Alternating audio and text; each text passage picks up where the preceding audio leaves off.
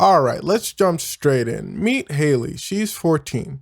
Meet Jeff, he's not 14. They have a flirtatious conversation online and decide it's time to meet in person, so they plan to meet up at a coffee shop.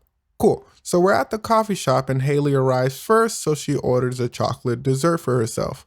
She's eating said dessert when Jeff arrives.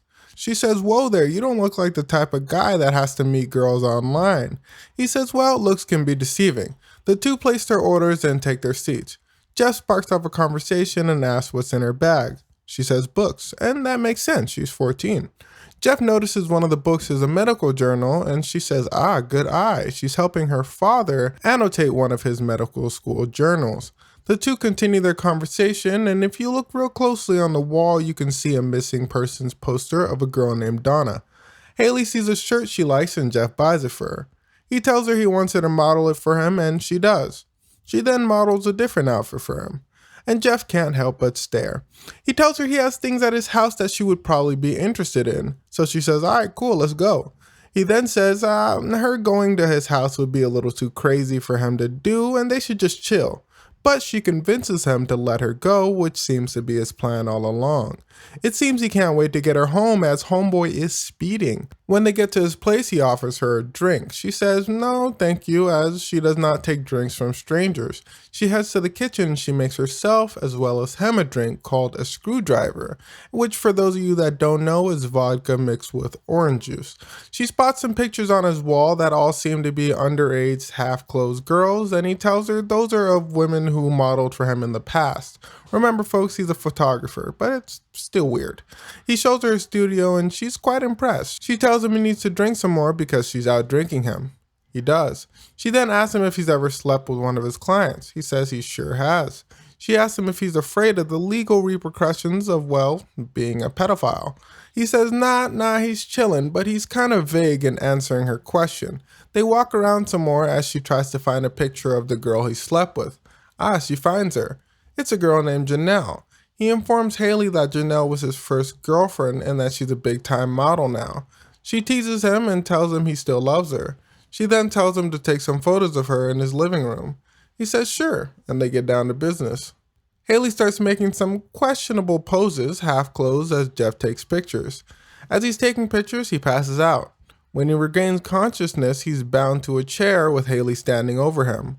Uh-oh, things ain't looking so good. I know y'all read the title, so you know what's about to go down. She tells him he should have listened when she said never drink drinks that you don't make. She gives him some water and he tries to break free but fails. She then begins to chastise him for posting photos of underage girls in his house. Jeff screams for help and she sprays bleach in his mouth. Unlucky. She advises him not to do that again unless he likes the taste of bleach. She then tells him he's a clown and that she's been studying him for a while, stalking and baiting him online all to get to this moment. She found out he strictly talks to underage girls and well, that's not cool. He says, whoa, chill. He's not doing it to be creepy. She says, no dude, you're a pedophile. Then asks him to explain himself then. Why is she here? Frankly, it's a question I'm sure we'd all like to know the answer to. He says, okay, he may have made some mistakes in his past by getting young girls to drink while hanging out with them, but it's because he's lonely and not because he's a pedo. She takes Jeff into his room and says she's going to find evidence that he's a pedo. He tells her, stop, dude, you're just wasting your time. She continues to look anyway, stating that the stuff that he keeps will tell her if he's a pedophile or not. She then finds some letters.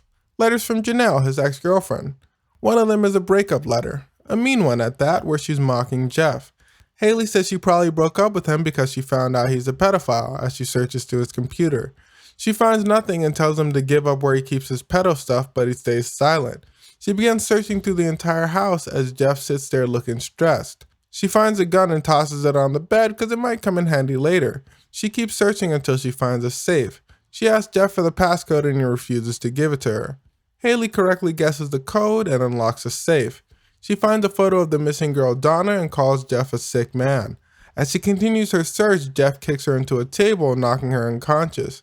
He wheels himself into the bedroom and grabs his gun. When he comes back into the living room, Haley is gone. As he calls out for her, she appears behind him with plastic wrap attempting to suffocate him. She suffocates him. When he wakes up, he's strapped to a steel table with no pants and an ice pack around his leg. She assures him that him having no pants is not for sexual reasons at all and compliments him on the size of his mating machine, stating that it's quite large. She then gets straight down to business, asking him why he has a photograph of Donna. He says he took her out for coffee and just took a photo of her to make her happy, but he never invited her to his place. He then asks about the ice as he sees that she has gloves on, seemingly ready to do something. She says it'll be safer for everyone as well. She'll be castrating him, and she definitely doesn't want him to bleed out. He begs her not to as she begins to shave him. She then pretends to look into her father's medical journal for instructions to mess with him, then sets up his camera. Haley reapplies the ice to make sure he's good and numb. She opens the book for realsies this time to help walk her through the castration. He screams for help, so she sprays him with bleach. He then tells her he will give her all the money she wants, to which she says no amount of money will stop her from enacting justice. He tells her to just kill him instead, to which she says nah. He then begins to tell her about all his childhood traumas to gain her sympathy, to which she says save your breath, the procedure is over, he just didn't feel it because he was numb. She says she's headed to the bathroom because she needs a good shower and peaces out. Jeff is able to free himself and sees that he's unharmed. He considers calling the police but decides not to. He puts on his pants, grabs a scalpel, and he heads to the bathroom. He pulls back the curtains ready to attack but sees no one there. Haley charges and attacks him from behind and tases him with a stun gun. Outplayed. She then begins cleaning everything she touched to remove all traces of herself. Jeff begins crawling into the living room, so Haley stuns him once more, knocking him unconscious. She types up a suicide note on Jeff's computer, then calls her friend Tracy and makes plans to see a movie. She then calls Janelle, pretending to be a police officer, stating that there's been an incident at Jeff's place and they require her to head over immediately. Haley ties Jeff with a noose and props him up on a chair. He regains consciousness and he calls her insane. She starts talking her smack back when the doorbell rings. It's one of Jeff's neighbors. Turns out she's just selling Girl Scout cookies. Cool. The neighbor asks if everything's good since, well, Haley is bleeding and she thought she heard noises coming from inside the house. She says, yeah, everything's fine, and buys some cookies. She then heads back inside and says if he was innocent, he would have called the police instead of trying to kill her, which sounds reasonable if you put it that way. She then offers him a deal. She says if he commits suicide on his own, she'll bury all his secrets, but if he doesn't, she's going to spill all his secrets. He tells her he didn't kill Donna. She moves in to execute him, but he grabs her neck with his feet, strangling her while choking himself in the process. She breaks free, grabs a gun, and runs outside the house. Jeff manages to break free himself, cutting his binds and heading out to find her with a knife. He finds her, but, well, she's got the blicky. She tells him Janelle is on her way and she knows everything. She then points to a rope next to a chimney and says her initial offer is still valid, but, well, he doesn't have much time. Janelle arrives and begins knocking on Jeff's door as Haley urges him to kill himself, promising to destroy all his secrets.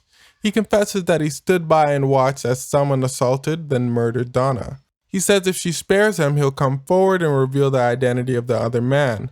Haley says, oh, that's hilarious because she already met the other man, Aaron, and that Aaron claimed that Jeff is the one that assaulted Donna before taking his own life. So, well, now it's his turn. A defeated Jeff stares silently, allowing Haley to slip the noose around his neck. She says not to worry, she'll make sure no one finds out. Or not, as he walks off the roof.